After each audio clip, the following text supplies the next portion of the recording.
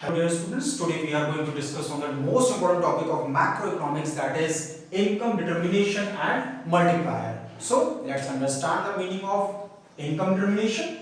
Income determination tells us how we will determine, how we will evaluate the national income of any economy. किस तरीके से हम लोग किसी भी इकोनॉमी की जो नेशनल इनकम है उसे कैसे डिटरमाइन कर सकते हैं, उसे कैसे निर्धारित कर सकते हैं, उसे कैसे तय कर सकते हैं, ये हमें कौन बताता है? Income determination. For determining the national income of any country, we must know about the equilibrium condition of that economy. According to Professor Keynes, an economy is in equilibrium. According to Professor Keynes के according, equilibrium condition तो कोई भी economy तब होती है when aggregate demand of goods and services, aggregate demand किसी भी goods and services की किसके equal हो जाए? Aggregate supply के. ठीक है, तो उस कंडीशन को हम लोग क्या कहते हैं? Equilibrium condition. So aggregate demand, whenever aggregate demand and aggregate supply both will be equal, that situation is called equilibrium condition of particular country according to professor Keynes.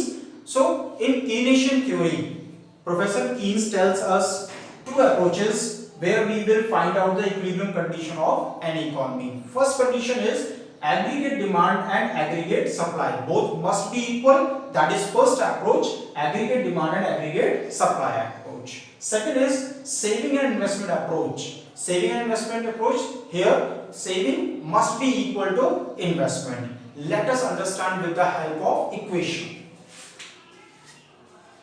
Aggregate demand is equal to aggregate supply. We know that the two components for aggregate demand we have and two components for aggregate supply we have. ठीक है, दो component हमारे पास aggregate demand के हैं, वो कौन से हैं? C plus I and aggregate supply के लिए C plus S. क्लियर?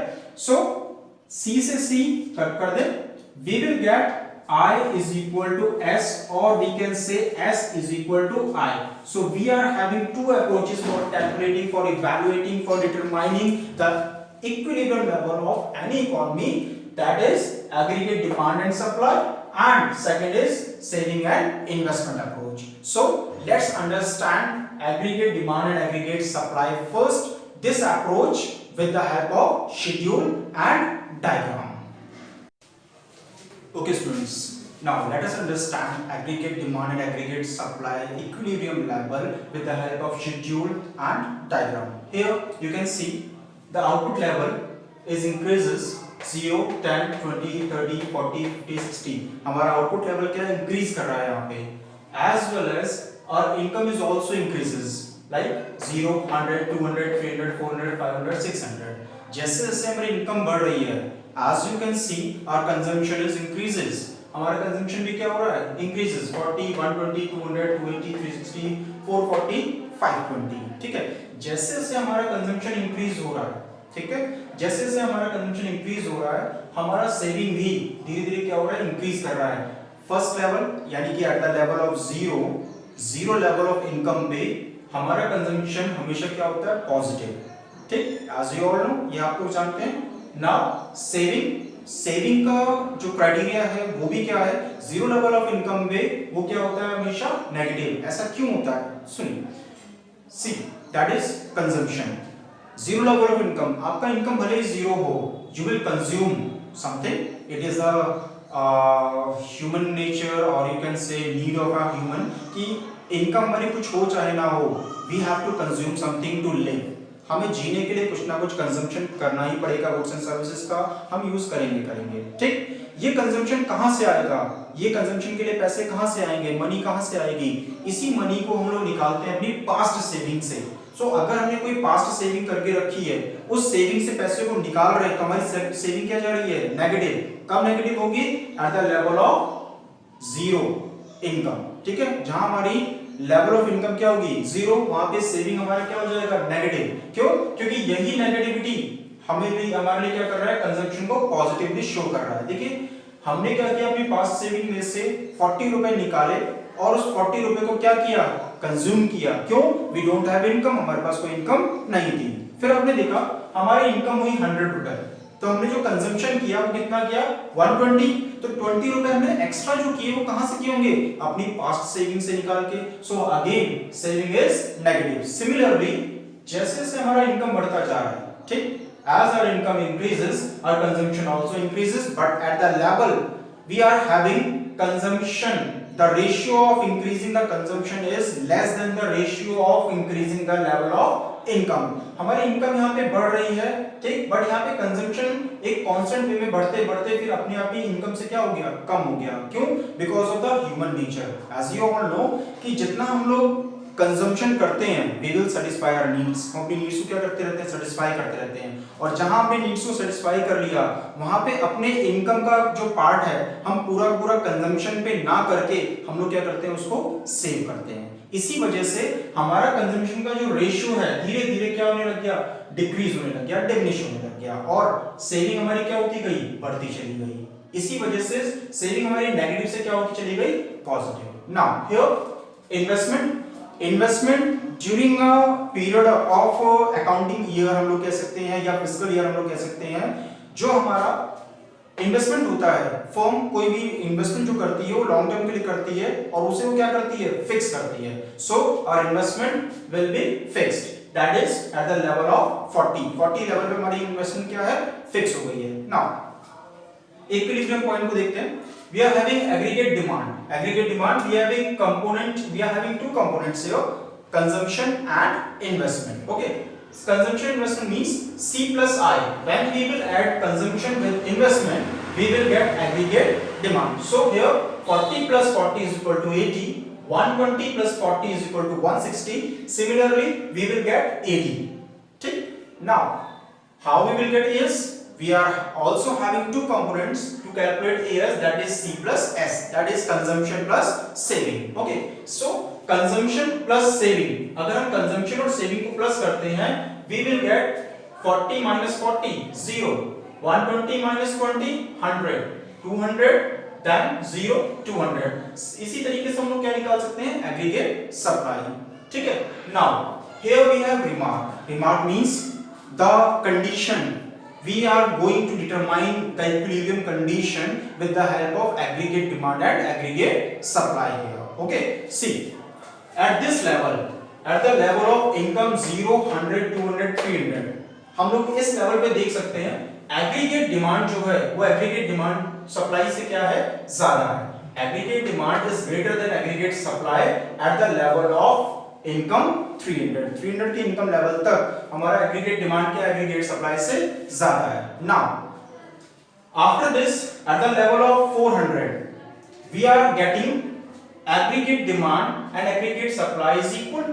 हम लोग क्या देख रहे हैं यहाँ पे, एग्रीगेट डिमांड और एग्रीगेट सप्लाई हमारी क्या आपस में equal. So this is the point where aggregate demand is equal to aggregate supply, and this is the point is called equilibrium condition, that is equilibrium level of income. Okay, here income भी हमारी कितनी है 400, aggregate demand भी हमारा कितना है 400, aggregate supply भी हमारी कितनी है 400.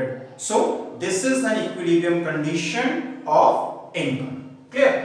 Apart this, अगर हम आगे आते हैं, जैसे हमारी इनकम बढ़ी हमारा कंजम्पशन लेवल क्या हो गया, कम हो गया। कंजम्पशन लेवल कम होने की वजह से हमारा सेविंग क्या होगा, बढ़ जाएगा। इसी वजह से इस लेवल पर हमारा जो एग्रीगेट डिमांड है वो कम होगा और एग्रीगेट सप्लाई क्या हो जाएगी, बढ़ जाएगी। ठीक है, जैसे जैसे एग्रीगेट सप्लाई हमारी बढ़ती चली जाएगी वैसे वैसे एग्रीगेट डिमांड हमारा क्या होगा, कम होता चला जाएगा। So we are having three conditions here, aggregate demand is greater than aggregate supply, aggregate demand is equal to aggregate supply, aggregate demand is less than aggregate supply. Here we have a diagram. This point, we have a point E here. Okay, at this point, the level of desired spending on consumption and investment exactly equal to the level of output. See, जो consumption का यानी मैं कह सकता हूँ कि जितना एक व्यक्ति को, एक कंज्यूमर को कंजम्पशन के लिए अपनी मनी को स्पेंड करना चाहिए वो इस ई पॉइंट पे स्पेंड कर रहा है। ठीक, और उसी ई पॉइंट पे जो फर्म्स है वो डिजायर्ड लेवल ऑफ कंजम्पशन को पूरा करने के लिए वो उतना इन्वेस्ट कर रही है और उसी लेवल पे वो उतनी क्या कर रही है, सप्लाई कर रही है। So at equilibrium level here at the level of 400 rupee, 400 rupee हमारा इनकम था, this is the output level 40 output level. इस 40 आउटपुट लेवल पे हमारा इक्विलिब्रियम कंडीशन आ गया जिसे हम लोगों ने कहा aggregate demand is equal to aggregate supply. Okay, clear? Now It is the equilibrium level of income. Equilibrium level of income means at the level of output 40, the equilibrium level of income is 400. As you see here, हमने यहाँ पे देखा कि 400 के level of income पे 400 हमारी aggregate demand थी और 400 हमारी क्या थी, एग्रीगेट सप्लाई। इसी एग्रीगेट डिमांड एग्रीगेट सप्लाई के कंडीशन को हमने क्या पॉइंट आउट दिया है, equilibrium. That point is called E. Okay, हमने यहाँ पे देख लिया इक्विलिब्रियम। ओके डियर स्टूडेंट्स, अभी आप लोगों ने एग्रीगेट डिमांड और एग्रीगेट सप्लाई से इक्विलिब्रियम कंडीशन को समझ लिया है, पढ़ लिया है। इक्विलिब्रियम कंडीशन क्या होती है, उसे हम लोग कैसे डिटरमाइन करते हैं according to schedule and graph, हम लोग ने उसको समझ लिया है। Now apart the point of equilibrium, that is aggregate demand is equal to aggregate supply, we are having two more situations. That situation is aggregate demand is greater than aggregate supply, another is aggregate demand is less than aggregate supply. Here one question is arise, what happen when aggregate demand is greater than aggregate supply? क्या होगा जब aggregate demand aggregate supply से क्या हो जाएगी, बढ़ जाएगी। it means consumers and firms together would buy more and more goods, यानी कि फर्म्स और जो कंज्यूमर्स हैं वो लोग क्या कर रहे हैं, दोनों के दोनों मिलकर के गुड्स एंड सर्विसेज को क्या कर रहे हैं, ज्यादा से ज्यादा मात्रा में बाय कर रहे हैं, रादर प्रोड्यूसिंग दैम। ठीक है, प्रोड्यूस करने के अलावा मतलब दे आर प्रोड्यूसिंग लेस, वो लोग प्रोडक्शन बहुत कम कर रहे हैं या फिर ना के बराबर कर रहे हैं, बट उनकी जो डिमांड है वो क्या है, ज्यादा से ज्यादा बढ़ती जा रही है। तो देखिए, जहां पे फर्म प्रोडक्शन कम कर रही है और लोग डिमांड ज्यादा कर रहे हैं, तो जो हमारे पास पहले से स्टॉक रखा हुआ है तो वो स्टॉक क्या होगा, बिकना शुरू हो जाएगा, जाना शुरू हो जाएगा, तो रिड्यूस होना शुरू हो जाएगा। उस कंडीशन पे, किस कंडीशन पे, जब हमारा एग्रीगेट डिमांड क्या होगा, एग्रीगेट सप्लाई से ज्यादा होगा। तो उस कंडीशन पे क्या होगा, हमें लोगों की नीड्स को फुलफिल करना है, ठीक है, और हम प्रोडक्शन कर नहीं रहे। तो सिचुएशन क्या है हमारे सामने कि हमारे पास जो स्टॉक था, उसी स्टॉक से हम लोगों ने लोगों की डिमांड को क्या करना शुरू कर दिया, उनकी नीड्स को फुलफिल करना शुरू कर दिया। और जब फुलफिल करना शुरू किया तो हमने ये पाया कि जो हमारा स्टॉक था वो धीरे धीरे क्या होने लग गया, रिड्यूस होने लग गया। ठीक है, सो इस सिचुएशन के according, in this situation where aggregate demand is greater than aggregate supply, the inventory stock will be fall or reduce. Another situation, another condition we have when aggregate demand is less than aggregate supply. Here it is a concept where consumers and firms together would be buying less goods. वहां पे क्या होता है, जो consumers और जो firms हैं, दोनों के दोनों जो डिमांड है उसे क्या कर रहे हैं, कम कर रहे हैं, यानी कि वो गुड्स एंड सर्विसेज को ज्यादा से ज्यादा यूज नहीं कर रहे हैं, उसको ज्यादा से ज्यादा बाय नहीं कर रहे हैं, rather they are producing more goods. वो लोग क्या कर रहे हैं, इसके अलावा गुड्स को जो डिमांड है उसे तो कम कर रहे हैं, but they are producing more and more goods. वो गुड्स को क्या करते चले जा रहे हैं, प्रोडक्शन ज्यादा करते जा रहे हैं, और मार्केट में डिमांड क्या हो रही है, बहुत कम होती चली जा रही है। इसकी वजह से हमारा जो गुड्स बनाया गया वो सारा का सारा गुड्स कहां पे रखा गया, एक स्टॉक के रूप में, एक गोडाउन में या एक इन्वेंटरी बना के हमने रख दिया। लोग उसकी डिमांड तो कर नहीं रहे और प्रोडक्शन लगातार बढ़ता जा रहा है। तो जैसे जैसे प्रोडक्शन बढ़ेगा वैसे वैसे मेरा स्टॉक क्या होगा, बढ़ता चला जाएगा। So in these two situations we are facing two conditions. First one, aggregate demand is greater than aggregate supply. In this situation, consumers and firms, they buy more and more goods and they are producing less goods. For this we are having one result. That result is we are reducing our plant inventory or we are reducing the stock. And another we have, when aggregate demand is less than aggregate supply, here consumers and firms both buy less goods and apart this they are produce more and more goods. ठीक है, इसका result क्या हुआ, इसका result ये हुआ कि जो हमारी प्लान इन्वेंटरी है वो क्या होने लग गई, धीरे धीरे राइज होने लगी। क्लियर। सो हमारी इकोनॉमी जब इक्विलिब्रियम पॉइंट पे होती है तो वहां भी कंडीशन अलग होती है। जब हमारी इकोनॉमी में एग्रीगेट डिमांड ज्यादा हो रहा होता है तो उसकी सिचुएशन अलग हो रही होती है, उसका इफेक्ट अलग हो रहा होता है। जब हमारी इकोनॉमी एग्रीगेट डिमांड कम कर रही होती है तो वहां पर जो उसका इफेक्ट है, जो सिचुएशन है, उसका जो इम्पैक्ट है वो हमारी इकोनॉमी में अलग अलग तरीके से पड़ता है। सो अब लोगों ने एग्रीगेट डिमांड एग्रीगेट सप्लाई के अप्रोच को पूरी तरह समझ लिया, उसका शेड्यूल, उसका डायग्राम, सब कुछ अच्छे से समझ लिया। Now we are having one more important topic, that is saving and investment approach. So wait for my next video. We will discuss